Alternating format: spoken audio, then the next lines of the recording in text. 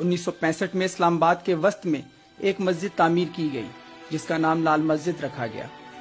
یہ نام رکھنے والوں نے شاید کبھی سوچا بھی نہ ہوگا کہ آنے والے وقت میں اس قوم کی بیٹیاں اپنے لہو سے اس مسجد کی در و دیوار کو رنگ دیں گی۔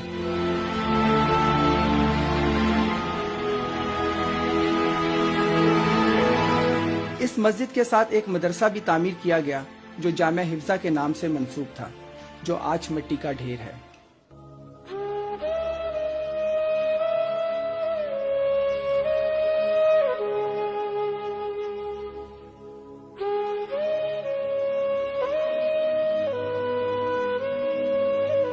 جنوری 2007 میں حکومت کی جانب سے اس بنیاد پر کہ تعمیر غیر قانونی اراضی پر کی گئی ہے، چند مساجد کے انہدام کے بعد اس مدرسے کی طالبات نے ملحقہ چلڈرن لائبریری پر قبضہ کر لیا۔